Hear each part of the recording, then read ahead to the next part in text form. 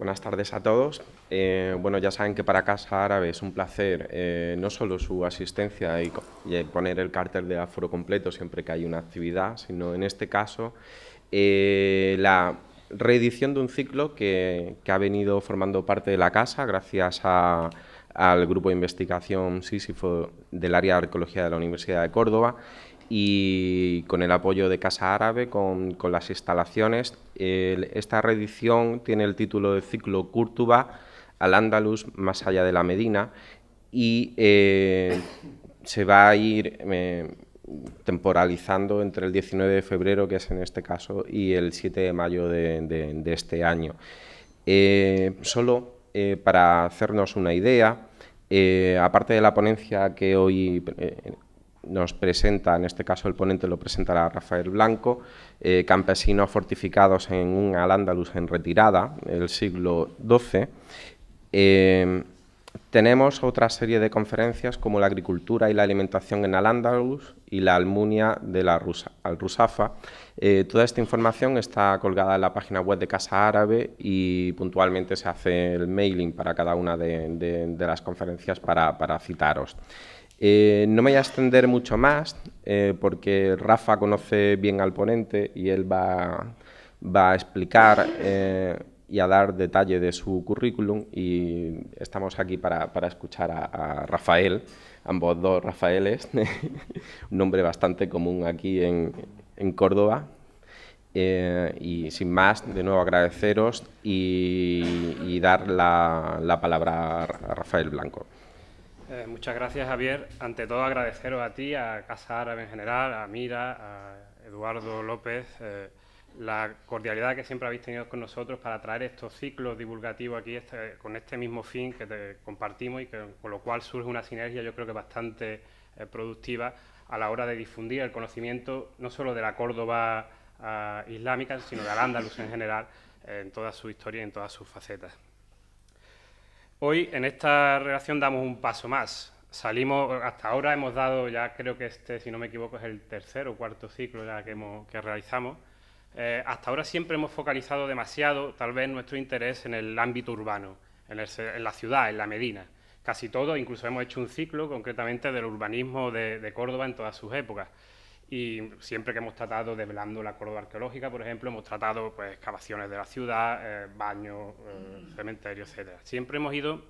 digamos, a elementos urbanos. Y con este ciclo lo que pretendemos es ir más allá, avanzar un poco más de este aspecto y ir más allá de la ciudad. ¿Qué había en Al-Ándalus más allá de las ciudades? Es cierto que las ciudades eran elementos muy importantes, trascendentales dentro del Islam. Casi se menciona en muchos tratadistas, ¿no?, que el buen musulmán debía vivir en el ámbito urbano, en la ciudad, porque era donde estaban todos los elementos necesarios para su vida, ¿no? Pero más allá de la ciudad, más allá de la Medina, hay elementos muy interesantes, muy importantes y que son imprescindibles para comprender al Andaluz e incluso la propia idiosincrasia de la Medina. Eso es lo que vamos a intentar hacer con este ciclo, como ha dicho bien Javier, e intentar en gran medida ir a la periferia, al territorio, ir más allá de esa ciudad y tratar temas y ver cómo esas ciudades también se nutrían, se defendían, cómo el Andaluz se conectaba entre sí, etcétera. Trataremos para ello, pues, efectivamente, temas de agricultura, alimentación, de hábitat, de fortificaciones, de paisaje, incluso al Rusafa, que es un tema que muchas veces ustedes han preguntado, la Almunia cordobesa. Intentaremos abordarlo a través de una mesa redonda. Y el tema de hoy, pues, es uno de los temas posiblemente más interesantes para abrir este ciclo y para el que agradecemos al doctor Azuar, a Rafael Azuar, del Museo Arqueológico de Alicante, del MARC, que pueda venir hoy aquí, esté con nosotros, para presentar uno de los muchos temas que ha tratado a lo largo de su trayectoria, muy prolífica, con una gran cantidad de publicaciones científicas, libros, artículos, sobre temas variados, como pueden ver en su biografía, y que es fruto, pues, de un esfuerzo y de un trabajo muy incesante siempre desde ese Sharq al-Andalus, desde Alicante, concretamente del Museo Arqueológico, donde fue director desde el año 1996 hasta el 2006. También fue director del Museo Nacional de Arqueología Subacuática de Cartagena, del 2006 a 2010, y actualmente sigue siendo, pues, jefe de unidad de excavaciones y colecciones del MARC, del Museo Arqueológico, que, por cierto, si no lo conocen, les recomiendo que lo visiten porque es uno de los museos más espectaculares no solo de España, sino de Europa. Desde hace tiempo está a la vanguardia en tecnología, en forma de difusión, y desde luego a mí personalmente es uno de los museos que más me ha impresionado. En ese sentido os doy la enhorabuena porque habéis trabajado allí muy bien. Como digo, su producción es muy amplia, muy prolífica, no solo ya como investigador, también como miembro de comisiones asesoras, como miembro de comité de evaluación de revistas, comité de redacción, etcétera, de importantes revistas como Arqueología y Territorio Medieval, Arqueología de la Arquitectura, etcétera. Y entre los muchos temas que ha tratado, por ejemplo, grandes temas que ha sido referente, el propio Rafael Azuara es un referente en la arqueología del Andaluz, no solo en el mundo de la museología, como he comentado, ha sido temas tan importantes como el falso despiece de sillería de las murallas almohade, que hoy hemos hablado de algún aspecto, y que cerca tenemos algunos de esos ejemplos en el Bacar, por ejemplo, uno de los más significativos al respecto, y cómo ha cambiado las cronologías de esas murallas que había hasta entonces, o su descubrimiento en el Ribat Califal de la guardamar de Segura en Alicante, que es uno de los temas también más interesantes. Y entre ellos también ha tratado pues, mucho el tema de los campesinos y esas fortificaciones, cómo se van relacionando, sobre todo el tema que nos traerá aquí, que es de esa revivificación de espacios de cultivo que habían estado hasta entonces alejados de la producción agrícola y que de repente en una época muy determinada empiezan a ocuparse por comunidades campesinas que se fortifican y que, no quiero avanzar mucho, pero que en gran medida se provienen del ámbito cristiano, en un Al-Ándalus que está en ese momento en un retroceso territorial y en el que los musulmanes de las zonas conquistadas pues empiezan a ir hacia el sur. Sin más dilación, dejo ya paso al ponente y esperemos que disfrutar pues, con la conferencia del doctor Azuara. Muchas gracias.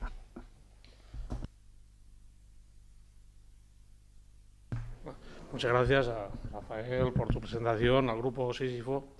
y a la Casa Árabe por darme la oportunidad de volver otra vez a Córdoba, que por supuesto para los que nos dedicamos ya unos cuantos años a la arqueología del Al-Ándalus, pues es volver, ¿no?, a la casa madre de la arqueología andalusí. Entonces, bueno, hacía ya varios años que no había podido volver por Córdoba desde cuando se inauguró el Museo de Medina Zara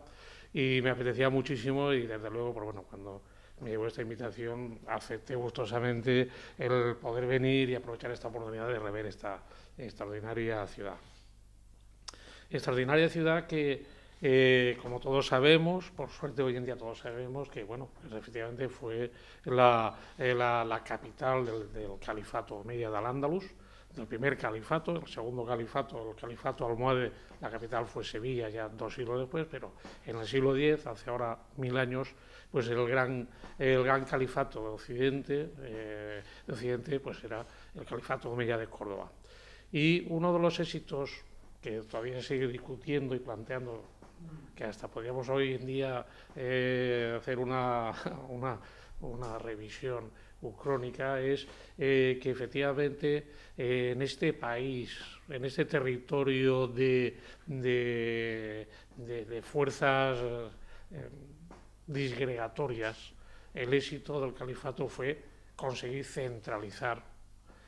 a todos esos territorios de la península ibérica bajo un mandato. Periodo de centralización o de un gobierno central que pues apenas duró un siglo, no llegó más un siglo, el siglo X, y de casi 7 siglos de dominio, de presencia, o 5 siglos de dominio islámico, y el periodo más largo de dominio centralizado fue el califato. Por eso muchas veces dicen que quizás la forma natural de gobernarnos era precisamente el de los taifas, ¿no?, de los reinos o de los núcleos dispersos, de pequeñas, lo que hoy llamaríamos nuestras autonomías, de nuestra forma de gobierno, quizás por el territorio, por la forma de ser, por los pueblos. Entonces, bueno, que a lo mejor efectivamente esa es nuestra identidad, no al contrario. Pero bueno, estamos hablando de ese momento y de una sociedad que efectivamente, la sociedad omeya, uno de los rasgos que tiene es esa unificación del Islam o de los territorios del Dar al-Islam, o sea, de los lejanos del Islam, como era la península, bajo un gobierno. Y la base de ese Estado era, sobre todo a diferencia de los estados feudales o de los estados de reinos cristianos, la base era precisamente el control del tributo que obviamente en la economía del siglo X básicamente era del trabajador, del campesino. Hoy en día pues de los trabajadores, es de la sociedad actual, pero entonces era pues lo que más había, no había industria, o sea, lo mayoritario eran los campesinos. Entonces el Estado se proveía de los recursos basados en la recaudación del tributo campesino, no de la renta campesina, que eso sería lo feudal, es decir, no solamente de pagar el impuesto, sino señores de los bienes, de las haciendas, de las personas, de la vida, eso eran los feudales. En la sociedad islámica lo único es el tributo que se pagaba por explotar una tierra, pero no había dominio sobre la renta, sobre las personas. Entonces, la aplicación o el control de ese tributo es lo que, de alguna manera, su estudio nos permite comprender cómo funciona en la sociedad islámica y cómo funcionaba la sociedad del califato omeya. Y una de las líneas de investigación que nos permiten o que nos han permitido durante estos años conocer o profundizar en el conocimiento de cómo el califato se instaura y se instala, cómo es capaz de controlar todo el territorio y cómo es capaz de efectivamente controlar no solo políticamente el territorio, sino además administrativamente y recaudando los impuestos, pues eso se hace a través del estudio de la implantación en el territorio. Y en ese sentido, pues hay que reconocer que fue una gran aportación hace pues ahora 40 años así, la de los investigadores franceses, sobre todo Pierre Guichard y André Massenat, pero sobre todo Pierre Guichard, que de repente ante los modelos tradicionales de estudiar el Al-Ándalus en base a las fuentes, lo que dicen las fuentes, los hechos oficiales, que siempre nos daba una visión, pero una visión un poco del Al-Ándalus imaginado, pero no del Al-Ándalus real. Era un poco como si estuviéramos hablando del Al-Ándalus de la corte, pero no de la vida real. Entonces, la aportación, así a grandes rasgos, de la hipótesis de trabajo de estos colegas franceses fue efectivamente el permitirnos trabajar, a analizar el territorio para ver de qué manera se organiza, se produce el control o el asentamiento del poblamiento en el territorio y de qué manera se articula con el Estado. Eso nos permitió que los arqueólogos pudiéramos empezar a trabajar no solamente en palacios o en los grandes monumentos. Hasta los años 60-70, pues la investigación arqueológica estaba limitada pues eso, a Medina Zara, a la Alhambra, muchas veces en manos de arquitectos, no de arqueólogos, pero teníamos un problema de cómo los arqueólogos podíamos estudiar una sociedad diferente, que era la sociedad islámica, desde las herramientas de la arqueología. Y gracias a ese planteamiento, es decir, vamos a ir al territorio, vamos a estudiar ese modelo, ese asentamiento, esa implantación del territorio, es lo que nos ha ido permitiendo conocer efectivamente la realidad, la cotidianidad del día a día de la gente. También es cierto que en esa primera hipótesis del modelo de Pierre Guichard, y que seguimos muchísimos investigadores, entre los que yo me encuentro, pues de alguna manera nos planteaba un modelo muy, quizás algo esquemático, pero bastante sencillo de comprensión, en donde la estructura, podemos decir, la implantación del Estado islámico sobre el territorio, de alguna manera era una especie de estructura jerárquica en la cual en la base tendríamos a los campesinos viviendo en sus aldeas, en sus alquerías, sus aldeas, cerca de las zonas de explotación, de sus campos, ya sea de secano o de regadío, pero en aldeas abiertas, no cerradas, no protegidas, o sea, que vivían en las aldeas. Luego, esas aldeas, esas alquerías, de alguna manera estaban controladas por los castillos, eso que nos llena a todas las poblaciones de nuestro país, los castillos en elevaciones, en montes elevados, y que eran, de alguna manera, la representación del poder, ahí donde estaban los militares, los representantes del Estado, los gobernadores, los caídes, y que desde los castillos pues controlaban a los campesinos y controlaban la renta de los campesinos, y que, claro, evidentemente los castillos, que eran lo fortificado, era el espacio no de residencia de los campesinos, es decir, los campesinos vivían en las aldeas y en las alquerías, cerca de sus terrenos de cultivo, pero no en los castillos. Los castillos eran el espacio militar, el espacio administrativo, el espacio político y tal. Y esos castillos, a la vez, pues ya dependían de los gobernadores de las grandes medinas, de las grandes ciudades, y de ahí al Estado. O sea, que había pues una estructura lógica que, desde sus primeras investigaciones, permitía, desde ese análisis, desde un análisis de una arqueología extensiva del territorio hasta de avioneta, porque entonces estos colegas franceses tenían avioneta, cuando nosotros íbamos en 2 caballos, ellos iban con avioneta y podían hacer una lectura del territorio, viendo los castillos, los lugares de asentamiento en los valles, los castillos en la altura y tal, y una lectura plana, precisamente plana, porque claro, lo que estamos viendo desde arriba, lo que ves es pues eso, una lectura plana de lo que hay, pero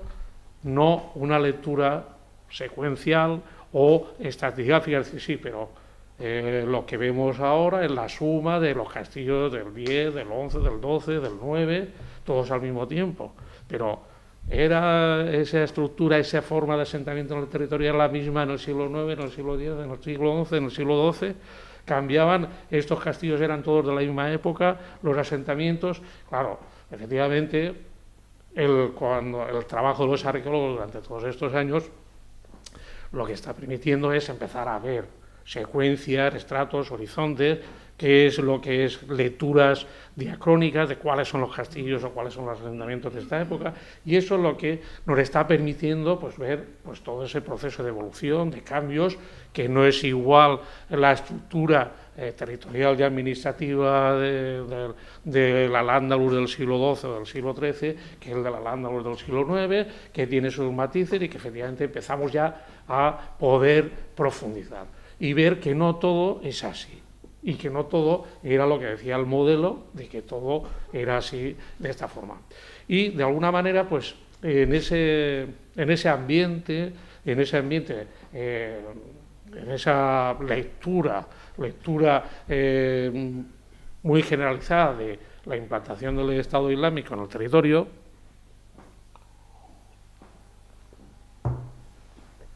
en donde, como digo, insisto, los campesinos estaban en las alquerías y los militares o los soldados o los caídes estaban en los castillos. En ese contexto, mira por dónde, pues resulta que este señor que está aquí pues se encuentra en una primera experiencia que fue, bueno, esto es un modelo para que vean de qué estábamos hablando, pues eso, ¿no? Por ejemplo, pues una... A ver. ¿Se puede apagar la luz?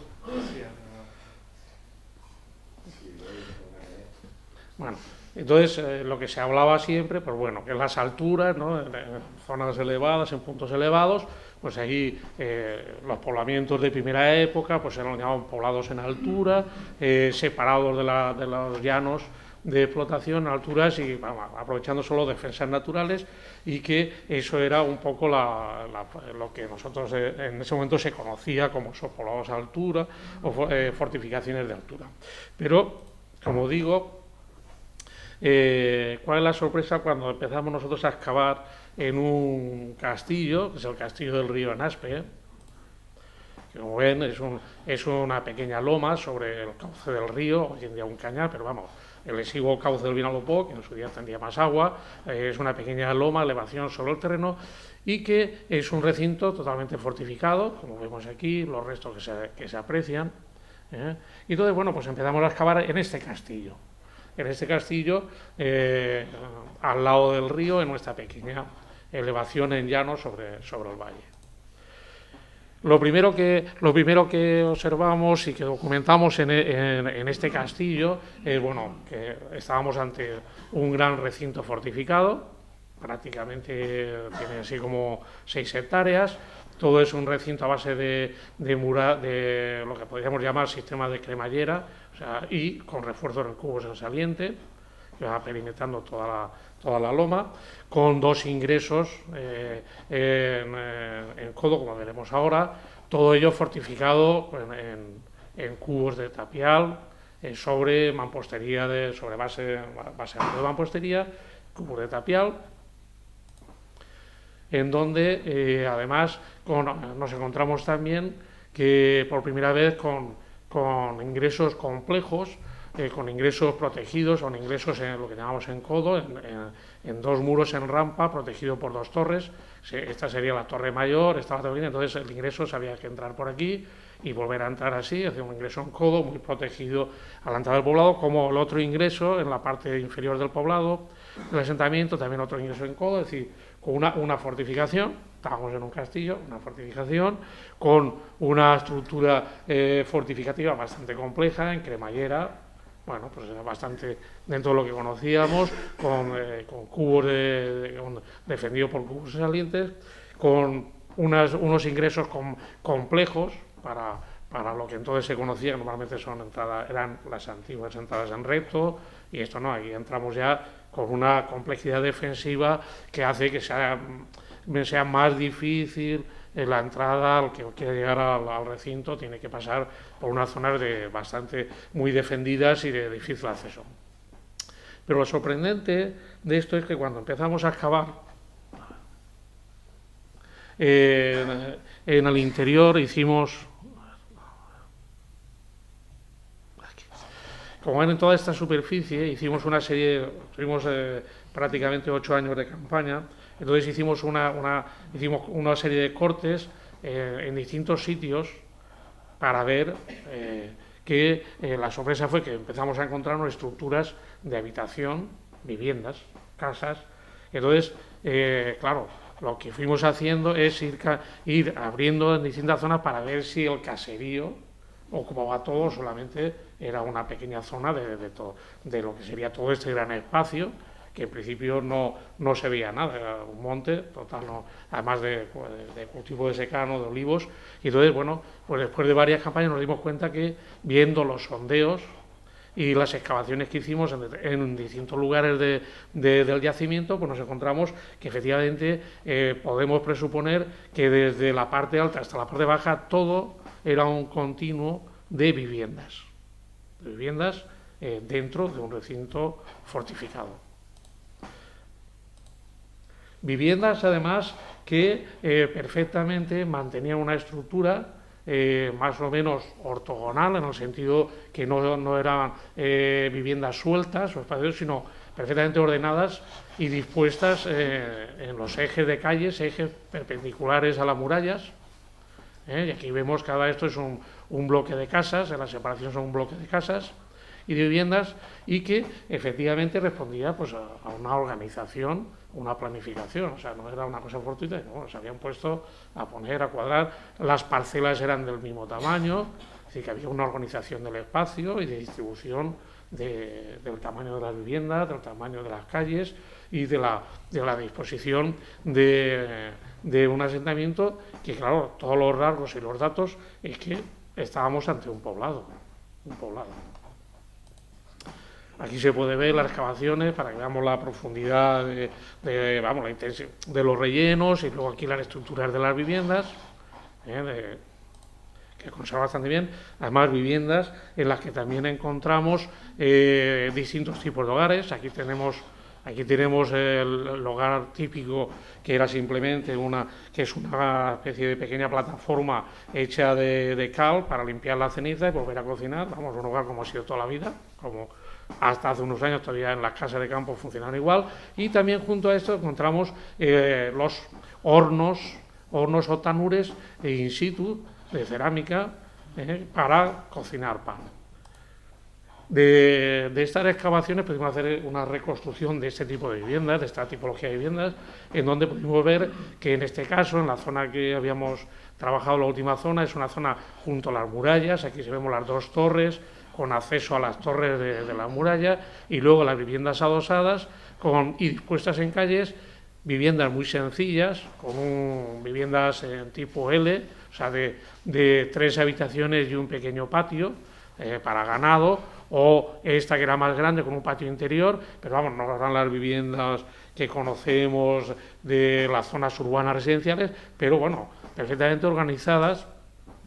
dentro del interior del espacio fortificado.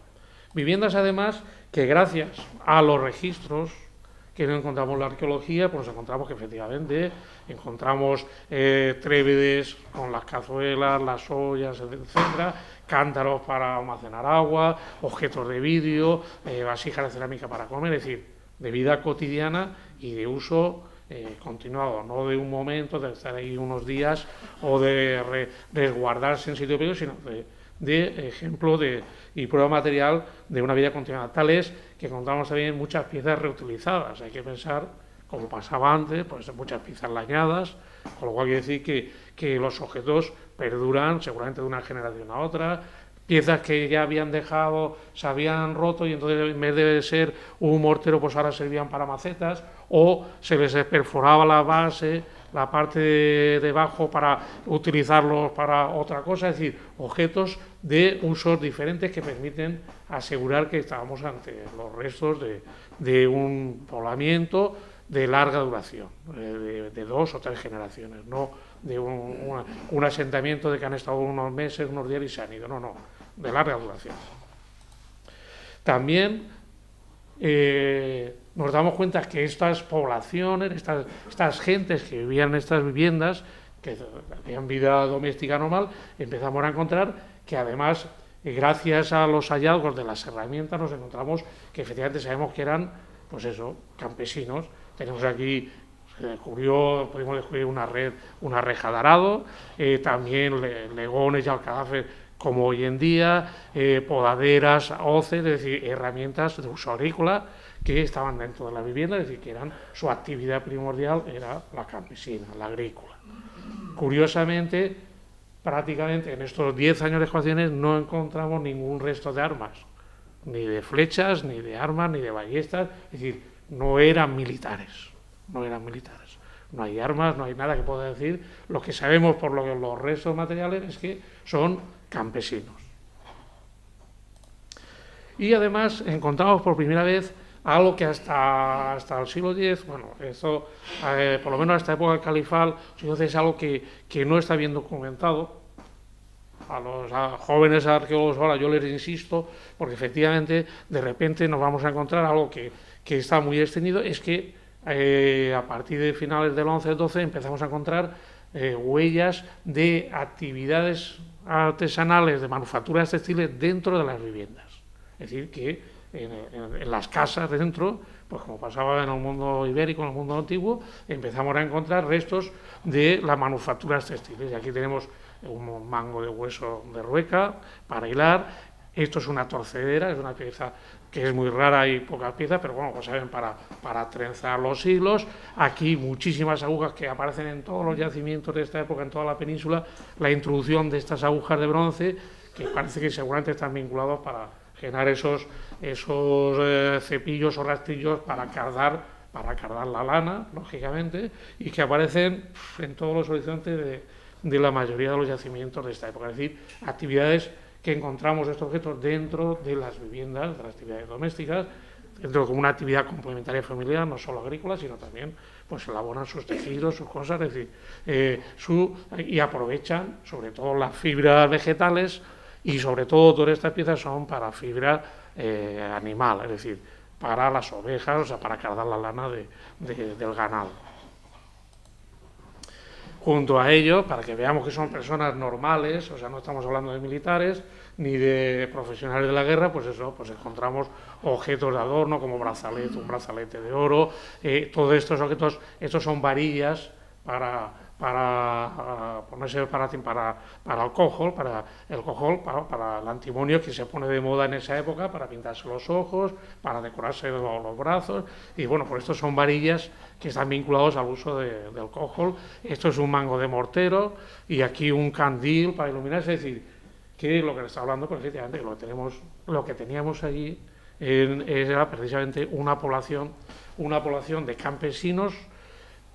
perfectamente instalada durante generaciones, que además vivía de la explotación del campo, y vivía también del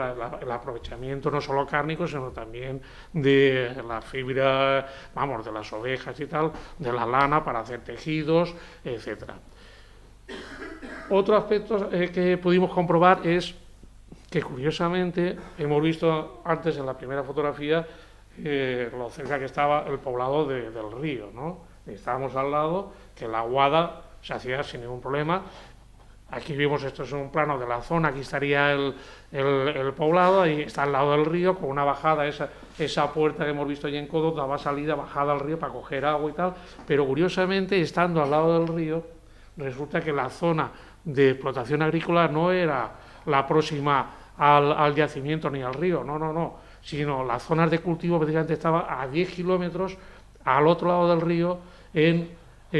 una zona que aprovecha un acuífero natural de la zona. Entonces, toda esa zona es la que ellos explotaban, o sea que no es que explotaban los de alrededor del poblado, sino que iban a otro sitio, a otra zona donde había agua y donde efectivamente era la huerta una explotación. Es decir, que el asentamiento no está en medio de la zona de explotación agrícola, está fuera de la zona de explotación agrícola y, sin embargo, por cuestiones complejas del aprovechamiento de la precedencia que tenía la ciudad, en este caso era la ciudad de Elche, que era la ciudad importante, tenía derechos históricos sobre las aguas del río, todas esas aguas no se pueden tocar, porque son de los ciudadanos de Elche. Entonces, los habitantes de la cuenca alta del río no pueden aprovechar las aguas, tienen que aprovechar los afluentes que dan y las fuentes que dan al río. Es decir, los ramales, pero no el río. O sea, ellos no podían hacer aquí una balsa o cerrar condiciones porque esas aguas son los derechos históricos de los de abajo. Todo esto de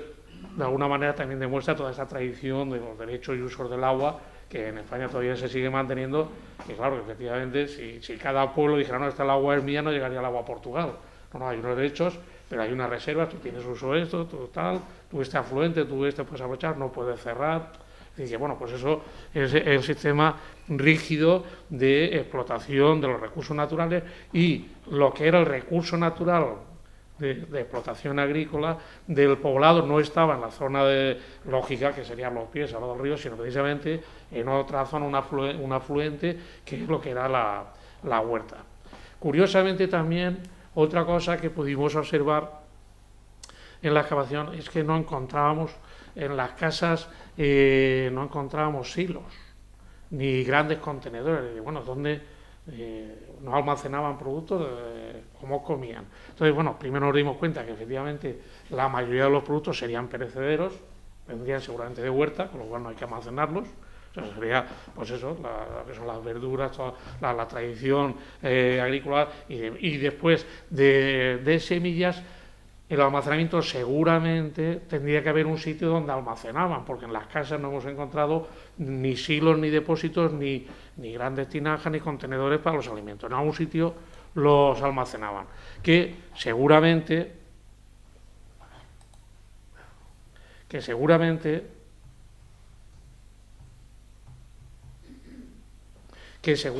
esa zona de almacén de los productos, a lo que sería el granero colectivo, seguramente estaría aquí.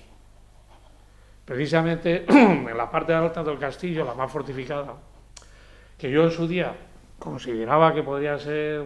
la zona de reserva militar y tal, y luego el poblado, pero que gracias a lo que hoy está encontrando en otros yacimientos, como vamos a ver en la zona, perfectamente cada vez tenemos más noticias de que la zona más fortificada es la zona de almacenamiento colectivo, de graneros colectivos. O sea, ahí no hay restos de casas, no hay hogares, no hay tonures, no hay estancias, sino que son pequeños almacenes para el grano, y que, bueno, si yo tuviera que volver aquí, estamos hablando del año 79, o sea, yo creo que ya tengo más años que el castillo, pero si yo tuviera que volver ahí, excavaría aquí, que no lo hice en su día, no lo decía por desconocimiento, pero ahora habría que excavar, porque efectivamente seguramente aquí encontraríamos lo que estaba apareciendo lo vamos a ver en Puentes, en Paderne, en muchísimos sitios, que es una zona, que es la zona más defendida, que no es una zona militar, pero que sí que es donde están los almacenes colectivos, porque en las casas no hay el almacén, en algún sitio tendrán que estar las despensas. ¿Dónde estaban las despensas? No habían no había grandes tinajas ni contenedores, de alguna manera solamente había contenedores de agua, que son esas jarras, esos cántaros, pero bueno, ¿dónde guardaban los alimentos? Porque no hay silos, ni hay tampoco, entonces, bueno, pues seguramente es que estos eran los graneros. Esta zona era la zona de granero del poblado, pero eso nos hubiera faltado para excavar. Bueno, es decir, aquella excavación, esos 10 años que estuvimos ahí excavando en Aspe, puedo confesar que me generó muchos problemas a nivel de debate ideológico con los compañeros. Me tildaron de todo, de bueno, esto debe ser una cosa única, porque aquí el modelo es los campesinos en las alquerías y los militares en los castillos. Y eso de que haya campesinos fortificados, en recintos fortificados, eso será un caso único, excepcional, pero que no, eso se sale del modelo, es un rara avis, y que no, esto que está planteando este hombre, esto no tiene ni pie ni cabeza. Y bueno, por suerte aquello que era, cuando yo empecé a excavar aquello, pues era el único que conocíamos de poblado, de asentamiento campesino fortificado, pues bueno, pues gracias a Dios, como va avanzando la arqueología, pues vamos encontrando ante modelos y casos muy similares. Casos similares que yo he traído unos 8 o así 9, casos que como vemos, como vamos a ver, están todos en casi se puede decir, en la zona sur del Al-Ándalus, del Al-Ándalus conquistado. Bueno, estamos hablando del Al-Ándalus de última época, ya que gracias a las excavaciones, gracias a los registros materiales que hemos visto, la cerámica, las herramientas, estamos hablando de un asentamiento, el tipo de fortificación también, de un asentamiento de la segunda mitad del 12, primera mitad del 13, es decir, lo que llamamos ese Al-Ándalus en retirada, es decir, cuando ya los conquistadores están bajando con fuerza. Aquí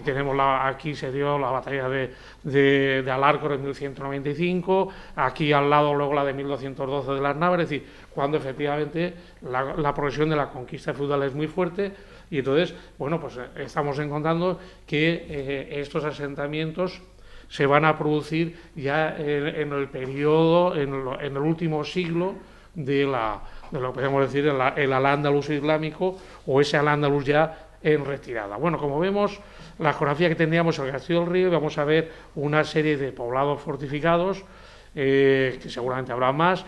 que lo primero que observamos es que efectivamente no están en la frontera. Esta sería la frontera almohade, la de 1172, sino que están precisamente en retaguardia,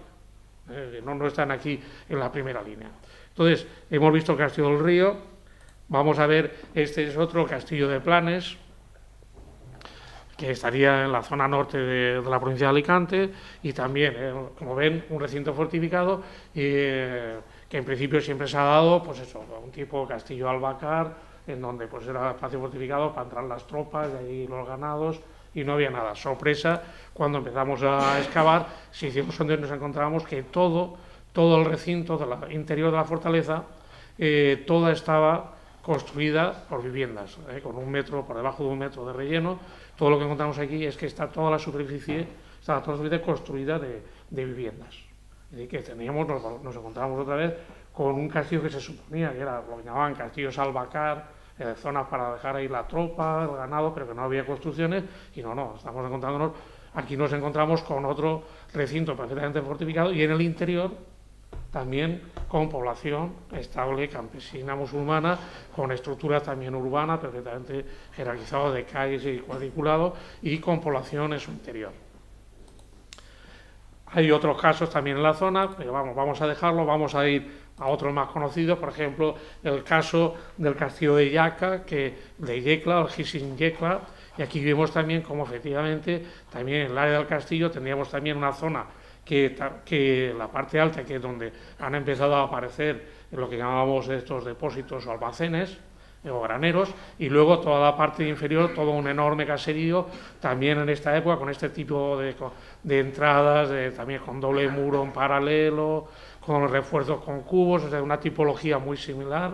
también de tapial. Aquí podemos ver toda la zona excavada y recuperada de viviendas, es decir, que estamos hablando de poblados fortificados.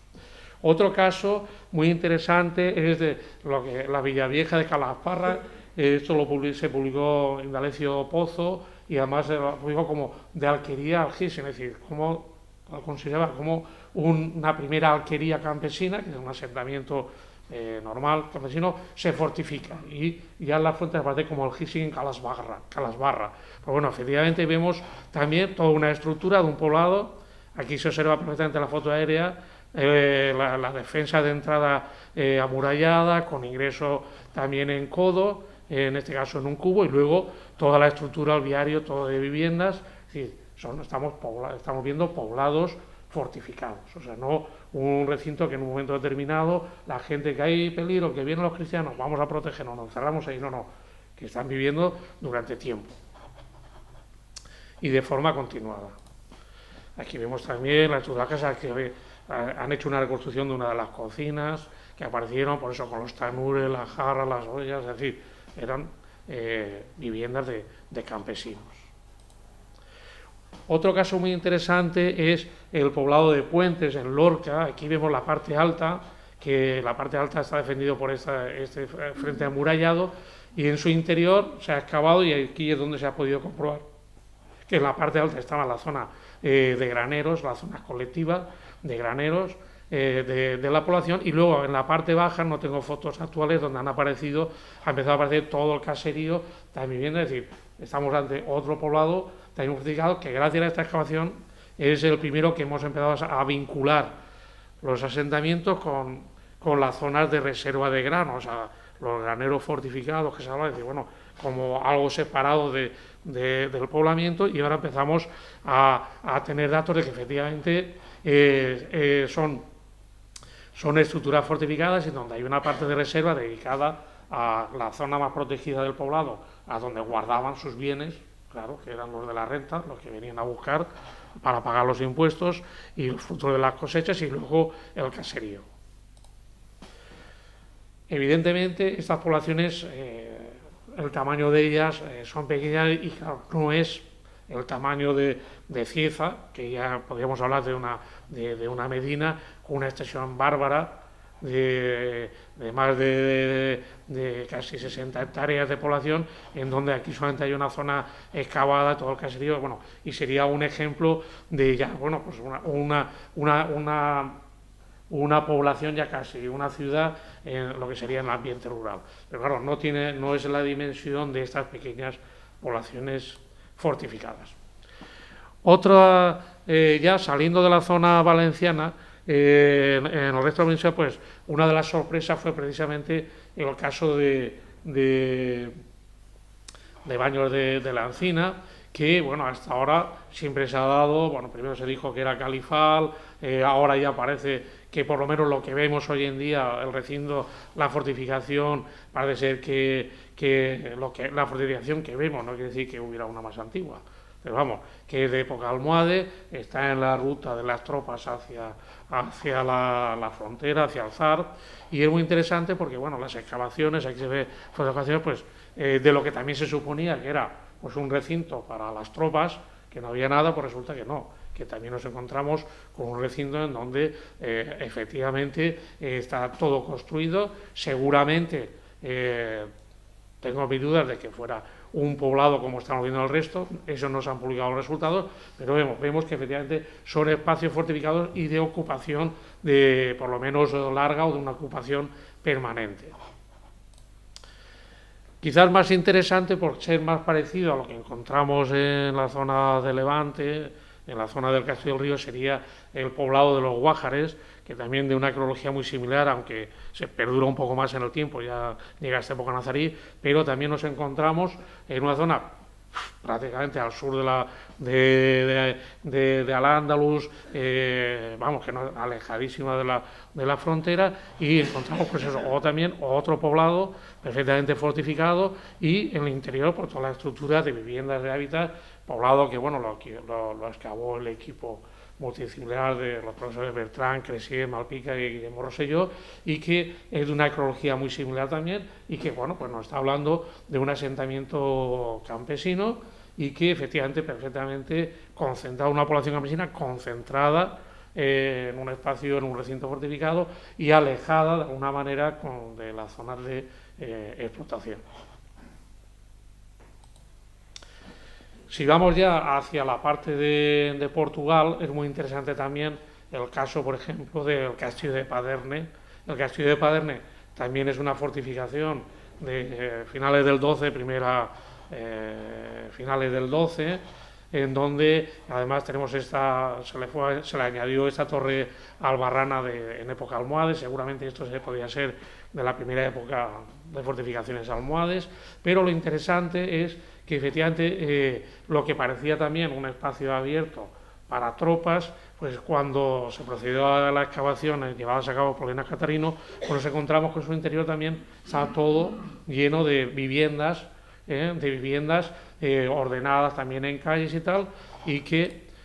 aquí se puede ver bueno, los restos de las construcciones, la zona más excavada, la parte sur, y aquí hay una reconstrucción de esas viviendas, de ese caserío, con unos ejes, es decir, estamos hablando también de poblaciones no muy grandes, no muy numerosas, pero también de campesinos que se fortifican o se concentran en una estructura fortificada y que parece por los ajuares y todo que bueno, que es por lo menos un asentamiento de una cierta duración o permanente.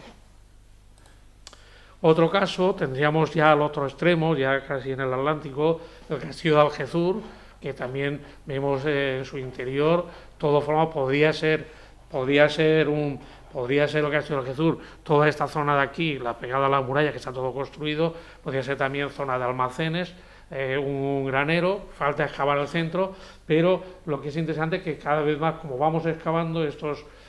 castillos que se suponían que eran nada, pues espacios para tropas, cuando vamos excavando muchos de estos yacimientos nos vamos dando la sorpresa de que aparecen restos de hábitat continuado y de gente no militares, sino bueno, dedicados a actividades agrícolas como serían los campesinos. Entonces veríamos cómo cada vez más vamos conociendo, pues desde asentamientos desde el Sargaland, como serían el caso de Aspe o el caso de Planes o de Jaca o de Puente, al otro extremo, y fijaros dónde, estamos hablando de Paderne, que está prácticamente nada, ahí casi al lado de la costa, Algesur está en la costa mismo, es decir, que son asentamientos muy próximos al mar. El Castillo del Río está a 10 kilómetros en línea recta del mar, es decir, muy cerca del mar, y desde luego muy alejados de la frontera militar del momento. Junto a estos yacimientos, junto a estos asentamientos campesinos, yo he querido traer, para que veamos un poco la diferencia, pero también ese concepto, el caso de tres grandes asentamientos fortificados. Digo asentamientos porque en las fuentes no está muy claro, una vez se menciona como Gissing, como castillo, otra vez como Medina, rara vez se menciona como Medina, o hablan como Alquerías o Gissing, es decir, que no podemos hablar de ciudades con la categoría de ciudad, como lo describe, como sería el caso de Córdoba o el caso de Málaga, como describen las fuentes, pero sí de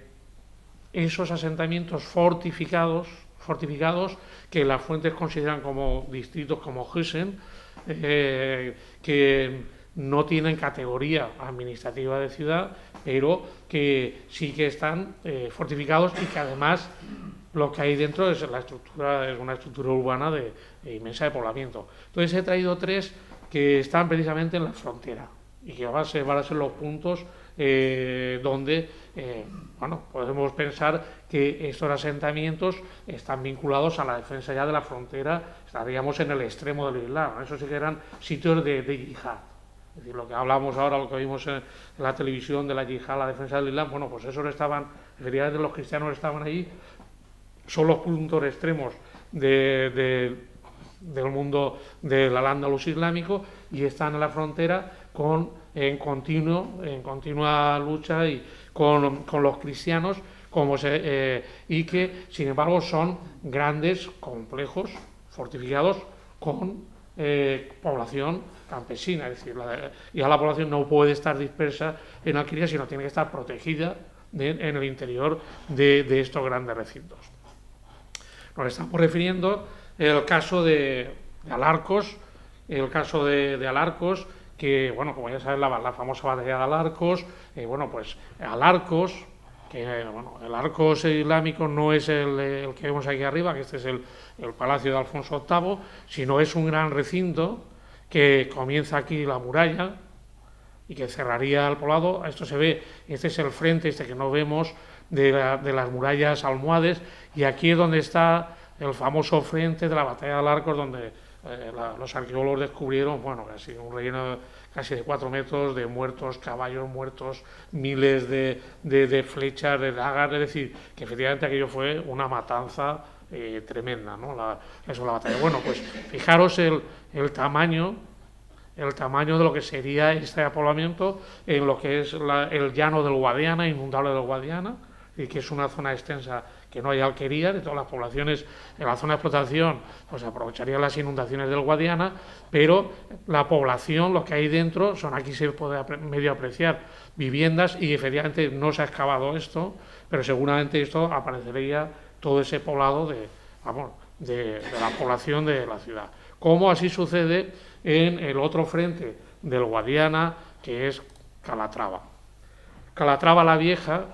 he podido sacar una foto para que se vea que está en medio de los ojos del Guadiana y la laguna del Guadiana, es decir, que estaba en medio de una zona que en determinadas épocas del año estaba totalmente inundado de agua.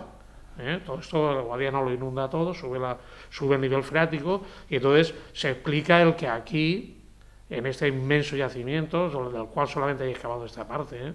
la parte cristiana, fijaros lo enorme, la extensión enorme que tiene, todo fortificado el yacimiento, y aquí tenemos una estructura extraordinaria, una coracha,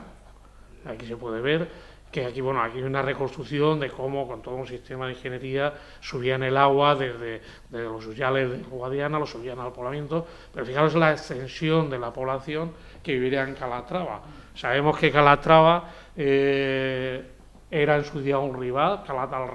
al-Rabat, es decir, efectivamente era un sitio de yihad en la frontera, defensa, y seguramente se convirtió en uno de los puntos importantes de la defensa de la frontera, pero con población, pero una gran población. O sea, está claro que eran territorios que no podían estar los campesinos dispersos y desprotegidos en Alquería, sino que debían vivir dentro de las murallas, y la extensión, como vemos, es enorme. Y todo esto también no se ha excavado, no sé por qué mi amigo Manolo Retorce no se mete a abrir por aquí un frente y sacar el poblado, porque insiste aquí en la parte de lo que es el castillo cristiano de Alfonso VIII y tal, pero luego el resto no ha excavado, porque seguro que todo lo que vemos aquí seguro que sería una inmensa población enorme construida de casas. Como así vemos en el reciente caso del yacimiento que se ha empezado a excavar por nuestra colega Sofía Gilot, que está también en el Guadiana, que es Albalat.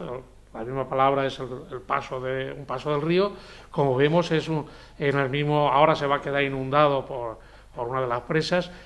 Como vemos, es un gran recinto fortificado, llano, poco elevado sobre el río, lo que hablábamos, la zona tal. Aquí se ve restos de estos cubos, y luego como, fíjense el tamaño enorme que tiene, la extensión que tiene del recinto fortificado, y luego como, pues efectivamente nuestra compañera arqueóloga ha hecho catas en distintos sitios. Ahí se puede ver las fotos aéreas, y está claro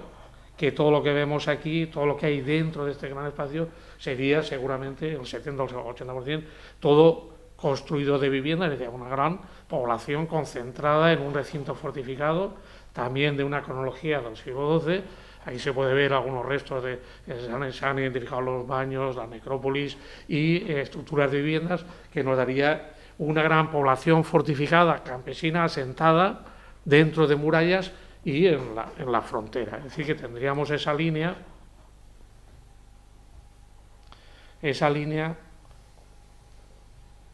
de yacimientos en lo que sería, en este caso, perdón, el Guadiana, en este caso, en el más avanzado, el punto más avanzado, que sería en el Tajo, en el paso del Tajo, y aquí en la línea del Guadiana. Es decir, aquí tendríamos los grandes asentamientos de frontera, en donde, pues bueno, pues ahí donde hay la mayor concentración de poblaciones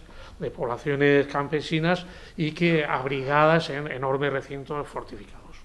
Es decir, lo que nos estamos encontrando es que en un momento determinado, no estamos hablando del siglo IX, no estamos hablando de época del califato, del siglo X, no estamos hablando del siglo XI, estamos hablando en un momento muy determinado, estamos hablando en el siglo XII,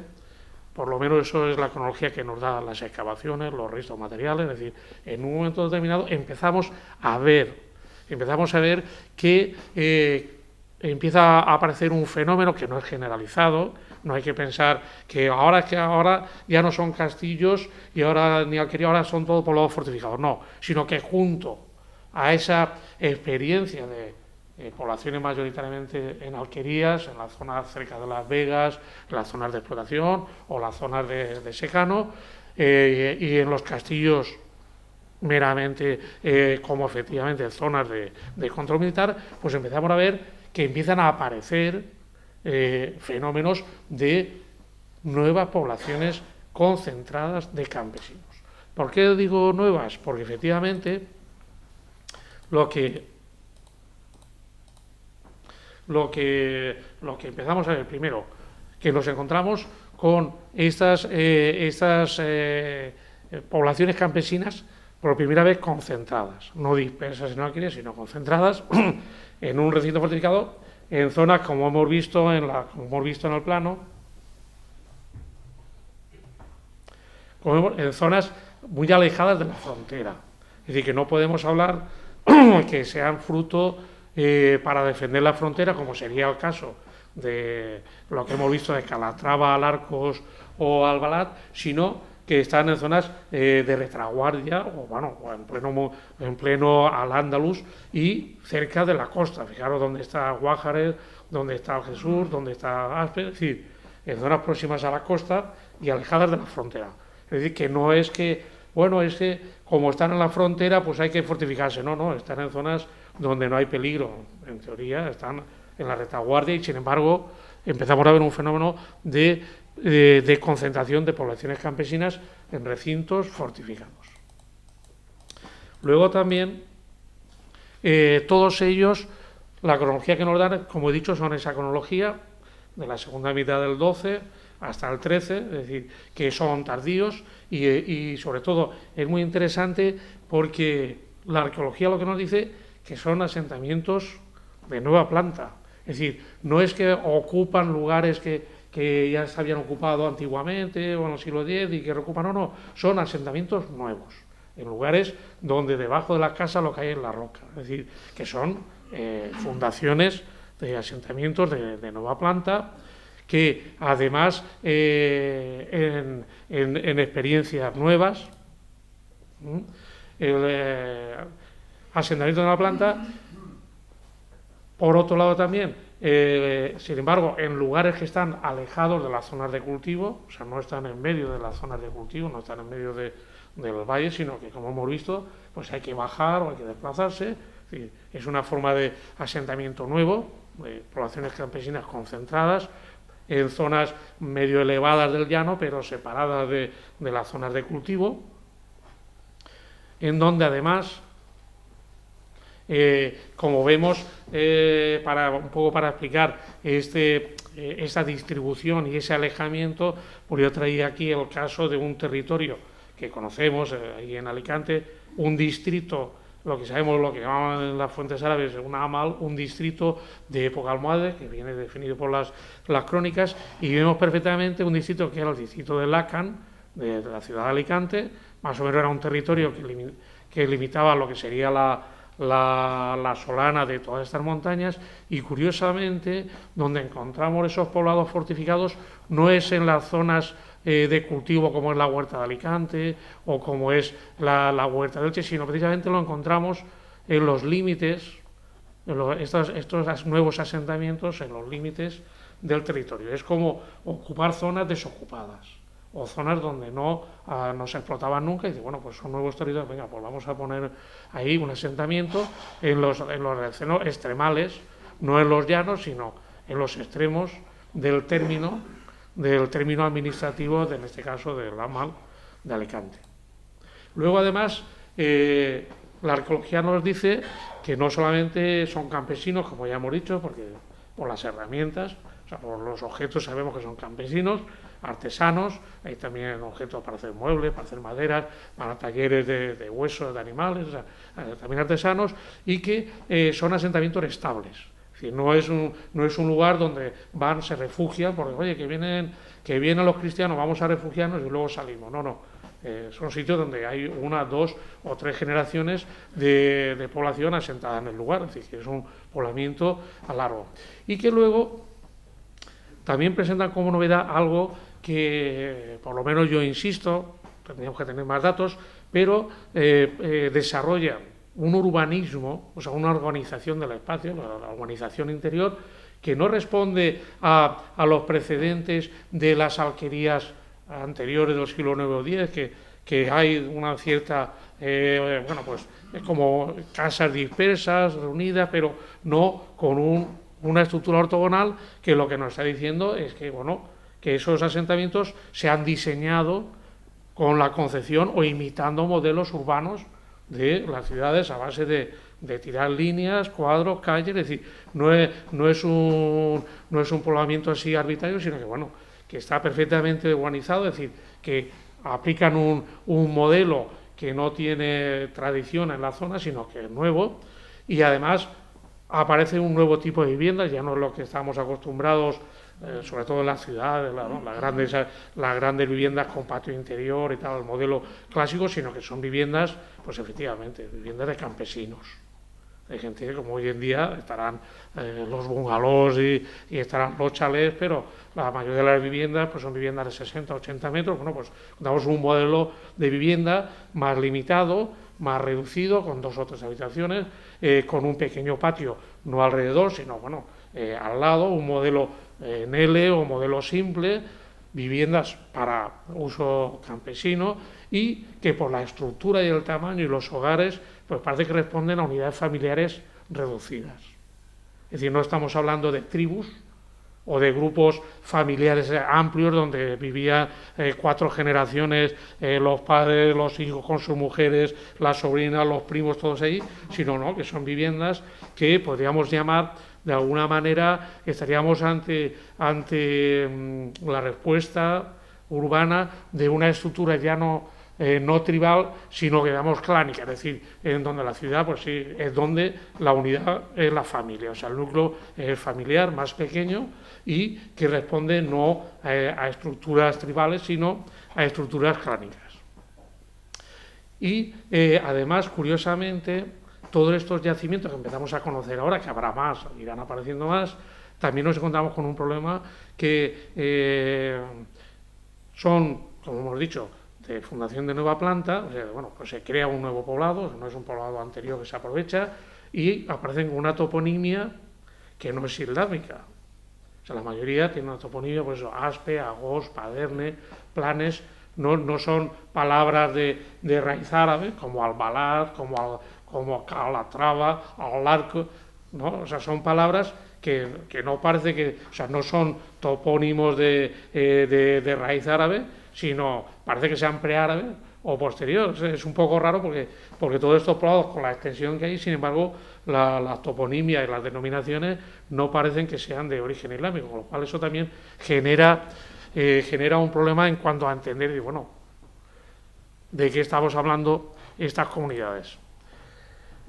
Como vemos, por otro lado también, lo que decía antes, son comunidades que están muy alejadas de la frontera. Aquí vemos la zona de frontera a partir de 1162, es decir, que estaría muy en la retaguardia, con lo cual no podemos hablar de que sean puntos para defender la frontera, sino todo lo contrario, pero lo que por el contexto cronológico en que presentan de fundación de estos poblados, estamos hablando que serían como especie de nuevas pueblas o lugares de colonización, no son el fruto de la segmentación de las alquerías de la zona. Es decir, otra de las teorías es que, bueno, pues de alguna manera las poblaciones van creciendo, estos grupos o estas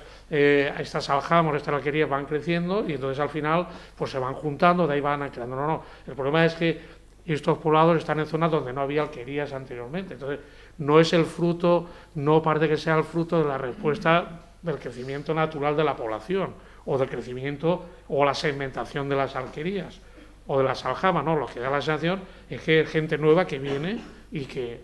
colonizan y que los ponen. O sea, parece que son, podríamos decir, yo insisto, que considero que debe ser respuesta de asentamientos o poblados de colonización, de nuevas pueblas para asentar poblaciones de emigrantes que vienen o que van huyendo de las zonas andalusíes del norte conquistadas a raíz de la primera expansión feudal, y entonces pues bueno, pues todas las poblaciones del Valle del Ebro, de las zonas entre Toledo y Ciudad Real, pues esas poblaciones van bajando, van huyendo hacia el interior de la península, y por esos rasgos que presentan de encontrarnos por primera vez junto a poblaciones dispersas en alquería, de repente asentamientos fortificados, con poblaciones perfectamente organizadas, donde parece que hay unos parcelarios muy similares de tamaño, donde además parece que responden a familias, parece que estuviéramos hablando de un fenómeno de colonización, o sea, de asentamiento, pues de grupos que vienen, de migrantes que no tienen lugar, y de bueno, pues los ponemos aquí y los van asentando en zonas no explotadas. No son las zonas más ricas, no están en medio de las vegas tradicionales, sino de, bueno, pues vaya usted y colonice y empiece a explotar zonas que nunca se han explotado, que podríamos estar ante un fenómeno de colonización de estas poblaciones que van bajando de las zonas conquistadas. Es decir, claro, que eso además es humano, lo estamos viendo hoy en día en las migraciones constantes que estamos produciendo, pues no, que podríamos estar ante ese fenómeno. Entonces esos grupos que no son los dominantes, puede ser que se vayan asentando y que lo que traen es su experiencia anterior pues en las zonas del norte de Al-Ándalus. Evidentemente, son unas experiencias nuevas que podrían ser de estos grupos de colonos por la cronología de las zonas conquistadas en toda la frontera, que era la frontera media, y que pudieran ser reasentadas desde el Estado con unas nuevas formas, pues son posiblemente poblaciones urbanas o agricultores que vienen de experiencias urbanas y que los van a asentar en esta nueva forma de asentamiento, que no es lo general. O sea, esto no anula ese modelo de asentamiento y de explotación del territorio, y que podría ser el del norte. Lo que pasa es, curiosamente, hay muchas dudas,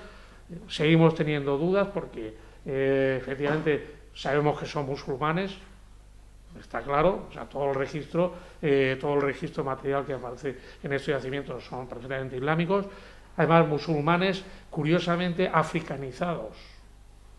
¿Por qué decimos africanizados? Porque empieza a aparecer en el registro y en los objetos de uso tradicional, sobre todo de carácter profiláctico o mágico, elementos de la magia africana, de las tradiciones africanas, la introducción de la mano de Fátima, de una serie de elementos que no vienen del mundo califal omeya, sino que vienen del mundo africano, es decir, que de alguna manera están asumiendo en la decoración de los objetos, en los amuletos, en la decoración de los tocados, están asumiendo modas y tradiciones norteafricanas, es decir, con lo cual, o son poblaciones que vienen con los almorávides y almohades del sur y que se asientan en estos poblados, en estos nuevos poblados, o son del norte. Es un tema que no lo sabemos. La verdad es que la respuesta, y además por la zona próxima a la costa, yo estoy planteándome si a lo mejor lo que estamos es no hacia migraciones del norte al sur, sino precisamente del sur hacia el norte. Pero es un tema que tampoco conocemos. Sabemos cómo se desplazan los ejércitos almohades, que se desplazan con la familia, con todas son las tropas, las mujeres, los hijos, o sea, que van así en familia, pero ¿dónde se asientan toda esta gente? No sabemos si efectivamente hay fenómenos de asentamiento de nuevas poblaciones, no del norte ni del sur, un tema también que está por estudiar, porque no lo sabemos, es decir, que todavía hay muchas cuestiones. Lo que sí es cierto es que, que gracias a la arqueología, porque esto no aparece en los libros, no aparece en las fuentes, pero gracias al trabajo de los arqueólogos y la arqueología de campo, de todos estos castillos y poblados que vemos por ahí abandonados, porque gracias a ese trabajo continuado empezamos a conocer fenómenos y lecturas que nos ayudan a comprender no solo al Al-Ándalus, pero sobre todo ese Al-Ándalus en ese momento en donde efectivamente es un Al-Ándalus en retirada, como decía mi amigo y lamentablemente desaparecido Manuel Acien, es decir, es Al-Ándalus que efectivamente ya se está sintiendo la presión de los feudales, cada vez están más cerca de los cristianos, cada vez la presión es mucho mayor y que van retirándose hacia las zonas más protegidas de Al-Ándalus. Y que, sin embargo, aún así, aún está viviendo en castillos o en poblados fortificados, lo cierto es que cuando llegaron los cristianos fueron incapaces de presentar una defensa o un frente a la conquista. La conquista cristiana prácticamente en 10 años entraron desde Ciudad Real hasta Córdoba, desde Morella hasta Valencia, o sea, no se conoce, exceptuando esas 2 batallas, la conquista se hizo sin ninguna batalla, solo con acuerdos, pactos, o sea, se fueron rindiendo. Es decir, que todo ese esfuerzo de construir, de fortificar, de cerrar, fue un esfuerzo en vano, porque la sociedad no estaba preparada para enfrentarse a la sociedad militar de los feudales. Muchas gracias y perdonen si me he alargado.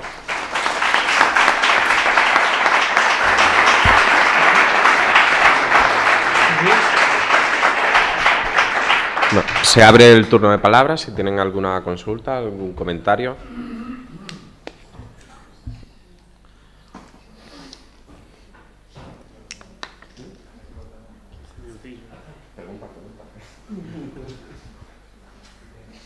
No sé si hay preguntas por ahí, pero yo tengo una batería de preguntas inagotables. Bueno, a ver la mesa que dice. Por eso, lo primero que preguntaba es hasta cuándo tenemos. De manera que nosotros tenemos posibilidad de hablar después, pero me parece un tema muy sugerente que me ha suscitado muchísimas preguntas, algunas de las cuales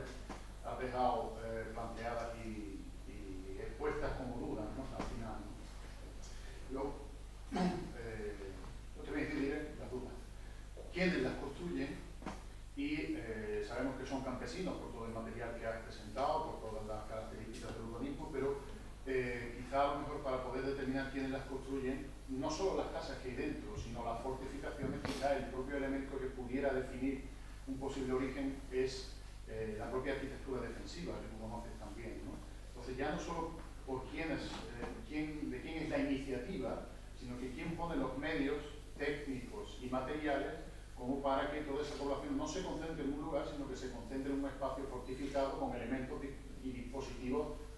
novedosos, como son esos accesos en recodo, algunas torres albarranas que han mencionado, no sé si se asocian con algunas de ellas, ¿no? Primera pregunta. Y segunda pregunta, y luego ya el resto de las haré en privado, ¿se conocen los cementerios, algunos de los cementerios vinculados con estos asentamientos, como para que se pueda plantear a través de análisis antropológicos o de cualquier otro tipo si son africanos o son gente en retroceso? Porque es un fenómeno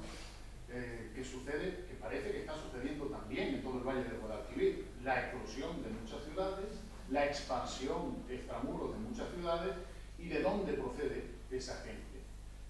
Nos encontramos con la misma pregunta. Es probable que sea gente que viene de territorios problemáticos en los que quedan solo aquellos que hacen la yihad o están preparados para ello, con lo cual tenemos recintos en algunos casos extensos que probablemente estén infrautilizados, y por otro lado es probable que vengan contingentes del norte de África que no sabemos identificar arqueológicamente, ¿no? Quizás el único caso así más significativo es de los primeros cementerios en Pamplona cuando llegan por algunos cargos particulares. ¿Hay algo de eso que se pueda, sobre lo que se puede incidir? Bueno, hay muchas preguntas. No hay más, ¿eh? Hay más, ya veo, hay más. Bueno, lo que sí es cierto, efectivamente, es que, por ejemplo, gracias a las fuentes, nos parece muy normal y todo el mundo entendemos lo que el famoso proceso de huida de mozárabes hacia el norte, y está muy estudiado y hasta se conocen las comunidades donde están y tal. Y nos parece normal que efectivamente salieran esos cristianos y tal, esos cristianos hacia el norte expulsados. Y conocemos la geografía de esa migración masiva. Lo raro es que cuando se produce la migración al revés, es decir, cuando tienen que ir saliendo los musulmanes de los reinos conquistados sobre todo por Castilla, León y el frente de Aragón, que son muchísimas poblaciones, pues de eso, o sea, de todo eso no sabemos nada. O sea, no sabemos, es que la fuente no te dice nada y tendría que ser una afluencia masiva. Por otro lado, lo que tú muy bien has dicho, conocemos que arqueológicamente en ese contexto de esa época de finales del 12 o 13 empezamos a ver una excrecencia, un aumento de las poblaciones físicamente en el territorio de las poblaciones urbanas, cómo amplían los recintos, pero enormes, y dice, ¿de dónde sale toda esta migración? Porque esta gente no puede ser solo de tener más hijos, o sea, debe ser algo más. Entonces, efectivamente, ese proceso, de ese momento, donde tiene que haber una dinámica muy intensa, posiblemente de norte a sur, no sabemos nada. Solamente se ha hecho a nivel de toponimia alguna cosa, que es la identificación de algunos grupos que parece que vienen de lo que son los tagarinos, que son los del Zag, los tagarinos, los de la frontera, y se sabe algunos topónimos en la zona de Mallorca, que sí hubo repoblación de tagarinos, y en alguna zona de Valencia, pero en el resto, el seguimiento de comunidades del norte al sur, no sabemos, no se ha hecho estudio y no sabemos. Y luego, lo que muy bien has dicho tú, es que conocemos muy bien todo el desplazamiento de tropas, de movimientos del norte de África a la península, teniendo en cuenta que en ese momento, en el siglo XII, al final del siglo XII, la península, tenemos que olvidarnos de nuestro carácter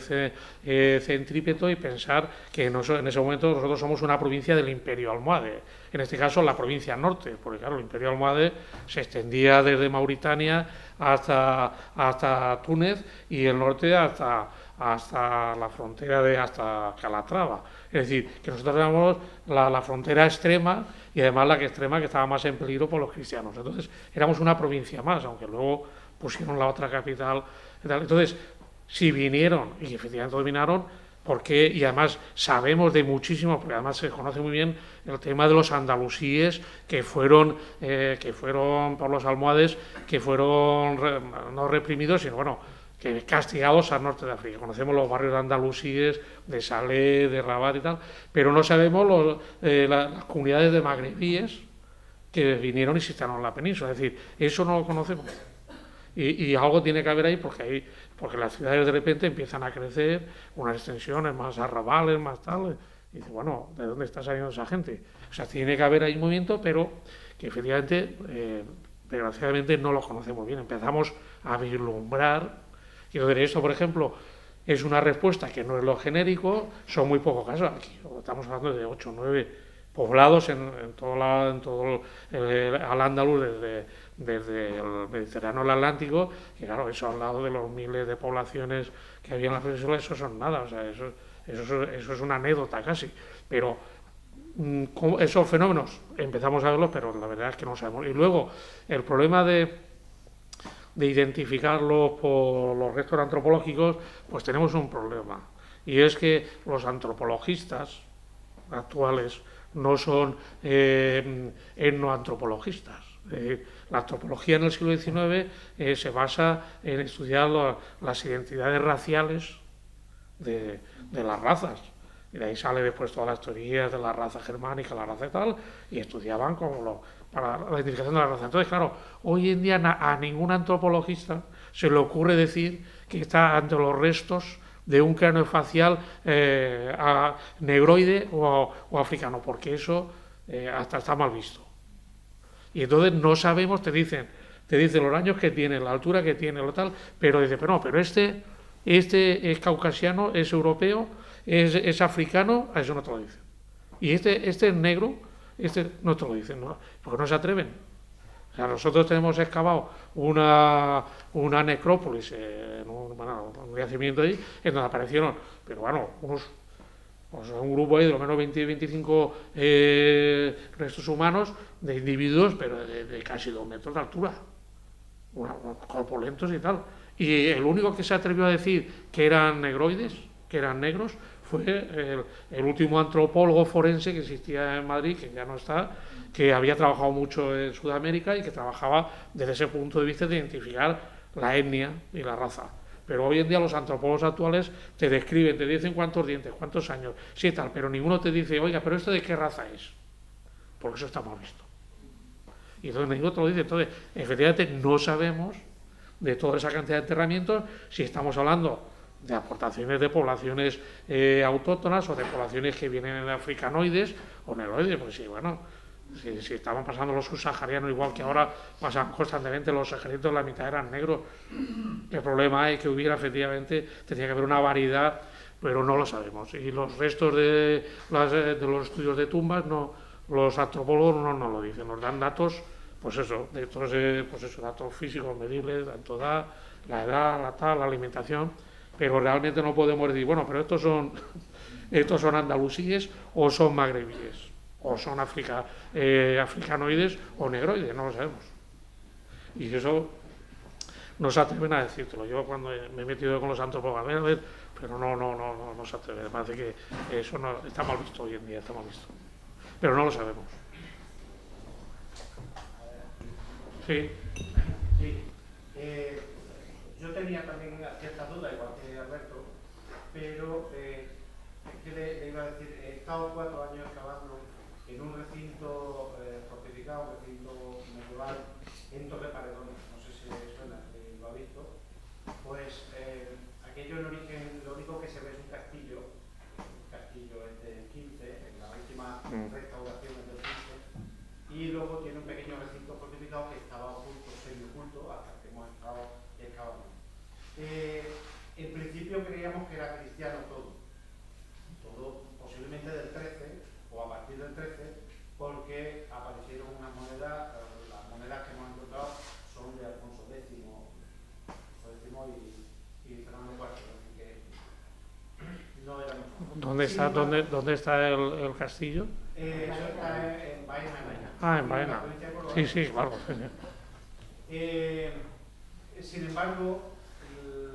lo que nos ha llevado, o lo que me lleva a mí ahora, después de ver su exposición, es que toda la cerámica que hemos encontrado allí, en ese recinto, no en el castillo en sí mismo, sino en el recinto anexo, es toda almohade. Y lo curioso, ahora una de las posibilidades que nos planteamos es que fuera un recinto de tapia, una tapia muy mala, efímera, mal hecha, posiblemente para un corto periodo de tiempo o con prisa, hechos con prisa, con mucha prisa, ¿no? Porque todos los muros que nos quedan ahora mismo están todos a ras, casi a la misma altura, y de ahí arriba no hay nada, o sea, está todo cortado, y lo que pensamos que eso lo que queda visible es la cimentación, nada más. Dentro aparecen unos espacios de habitación también, de difícil interpretación, pero son espacios de habitación, adosados a la muralla por el interior. Incluso apareció un horno de pan de 2,5 metros de diámetro, un horno de pan que en un principio pensamos, porque todos lo fechábamos en época cristiana. Sin embargo, en Málaga aparece un horno de pan almohade, es exactamente igual, gemelo. Sí, a nosotros nos apareció uno en Pego y ahora he visto también, no sé en qué publicaciones, también aparece otro. Cuando nosotros encontramos uno también en nuestro recinto fortificado,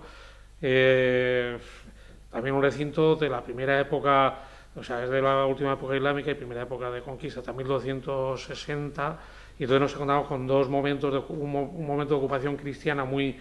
corto, y el horno de pan nos aparecía en ese momento. Porque también hemos visto que, entre la llegada de los cristianos todavía hay asentamientos que perduran unos años, 20 o 30 años, y luego se abandonan o se obligan. Entonces, en este castillo, por ejemplo, en el Castillo del Río, había un horizonte de utilización cristiana. El poblado, este es el Azpe el Viejo y luego está el Azpe el Nuevo, de fundación cristiana. Azpe el Viejo se obliga ya al abandono en 1280 y se conquista en 1250. Es decir, que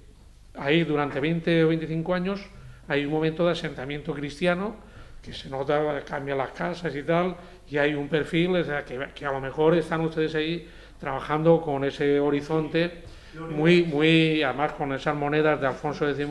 el Sabio, bueno, esa cronología efectivamente es del primer momento de conquista, que también es una fase que no conocemos o mal conocemos, porque ese periodo, nosotros estamos empezando a trabajar esa época de tránsito entre el final del mundo islámico y el asentamiento del nuevo mundo cristiano, y bueno, son estratos muy difíciles de definir, y entonces estamos empezando a ver esa segunda mitad del 13, cuáles son los rasgos de esas primeras comunidades de colonos cristianos, que ya aparecen con material cristiano, y que estamos empezando a conocer ahora, pero efectivamente antes era todo cristiano o era todo musulmán, no había término medio. Ahora empezamos ya un poquito a discernir. Bueno, si no hay más preguntas, muchas gracias a todos por vuestra presencia y al ponente por su clarividencia en este caso. Gracias. Gracias.